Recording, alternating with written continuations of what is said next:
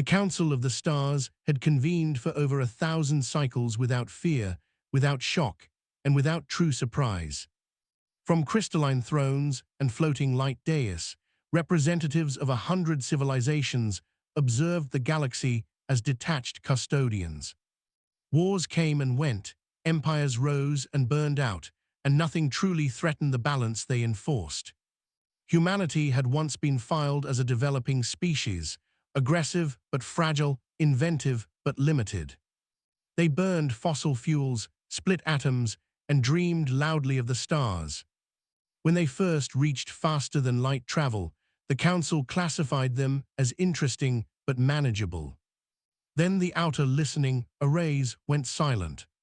One by one, border observatories vanished without distress calls, without debris fields, without radiation signatures. Entire regions became voids of data, as if space itself had swallowed the signals. The Council demanded answers. Scouting fleets were dispatched, light cruisers armed with standard antimatter lances and shield harmonics perfected over millennia. None returned. What finally arrived was a transmission, carried not by known quantum channels, but by something darker, heavier, and wrong. It did not announce itself, it did not identify a species. It simply unfolded inside the Council chamber as a three-dimensional shadow. The image revealed a fleet. Ships longer than moons, wrapped in geometries that bent perception. Their hulls absorbed light rather than reflecting it, as if they were carved from the absence of reality itself. An elder delegate whispered a word forbidden in Council lexicons. Dark matter.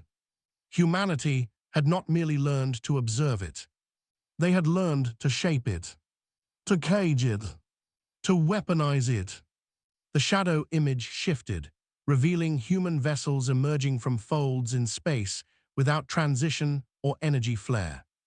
They did not jump, they arrived. And where they arrived, stars dimmed. The Council attempted to respond. Diplomatic protocols activated, translation matrices engaged, offers of peaceful dialogue prepared. Before a single phrase could be transmitted, one of the shadow ships turned slightly. That small motion caused a nearby star system to collapse inward, not explode, not destabilize, but compress. Its sun folded into a singular dark knot, silently erased from visible existence. The chamber fell into absolute silence. Not ceremonial silence, not respectful stillness, but the instinctive quiet of prey realizing the predator has noticed them.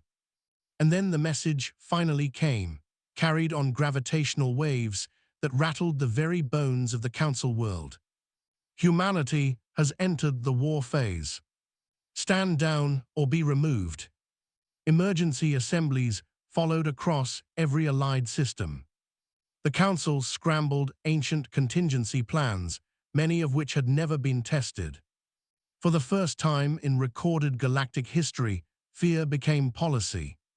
Analysts worked endlessly, attempting to understand how humanity had crossed a barrier no other species had even approached.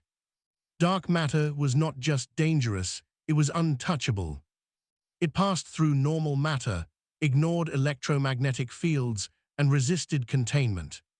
Humanity had solved this by refusing to treat dark matter as matter at all. Instead, they treated it as pressure, as weight, as something that could be sculpted by force rather than held by walls. Captured sensor echoes revealed that human warships used dark matter cores.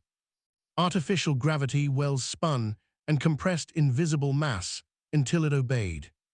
The result was propulsion without thrust, shields without energy signatures, and weapons without heat. The Council deployed a combined fleet to test human defenses. Thousands of vessels, representing the greatest military force ever assembled. They arrived at the edge of human-claimed space in a blaze of confidence and firepower. The humans did not respond immediately. No threats, no warnings, no signals. Their warships simply emerged from behind the fleet ahead of it, and within it. Dark matter lances activated. They did not burn or explode. They increased gravity locally until enemy ships crushed themselves, collapsing inward like dying stars. Council shields failed instantly. Not overwhelmed, not pierced. Ignored. Entire armadas vanished without wreckage, compacted into masses smaller than asteroids, then dragged away by invisible tides. Observers realized the truth too late. Human weapons did not destroy. They erased. When the surviving Council ships attempted retreat, space itself refused to let them leave. Human interdiction fields anchored to dark matter currents beneath reality.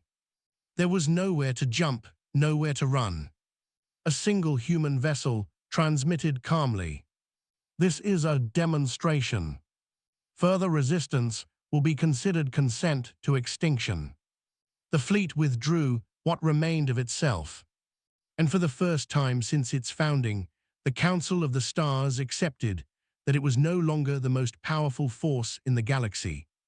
Within human space, the truth was less triumphant and far more grim.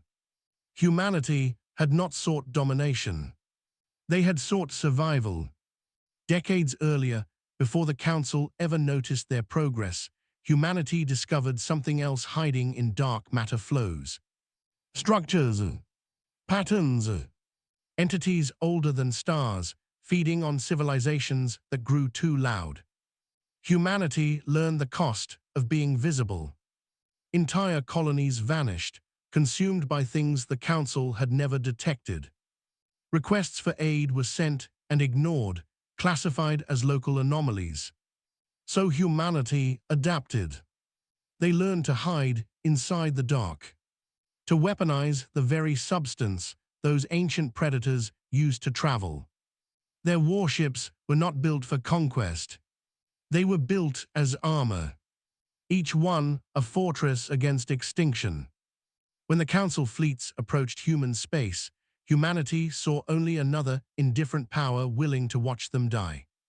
The decision to strike first was not political. It was instinct. Every human ship carried memorial data. Names of lost worlds. Names of children who never reached adulthood. Names that powered reactors as much as any equation.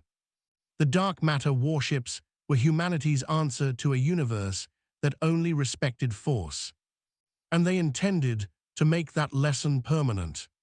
Following the demonstration, the galaxy changed. Borders dissolved, treaties were rewritten overnight. Species that once ignored humanity now studied them with reverence and terror. The Council chamber remained unchanged, yet felt smaller. Its members spoke softly, cautiously. Every decision weighed against the possibility of human response. Human warships continued to patrol the dark currents between stars. Watching, listening, waiting. Not as conquerors, but as guardians of their own existence. The ancient entities humanity had discovered began to retreat, driven back by weapons that could harm what had once been untouchable. For the first time, the dark itself was afraid. Eventually, humanity spoke again to the Council. Not with threats, but with terms. No species would be left to vanish unheard. No anomaly would be ignored. No civilization would be sacrificed for convenience. The Dark Matter Warships remained visible on the edge of perception. A reminder etched into the fabric of space. Power existed now, and it had memory. The Council of the Stars did not vote. They did not argue. They agreed. Because some silences are not chosen. They are enforced. And humanity had learned how to make the universe listen.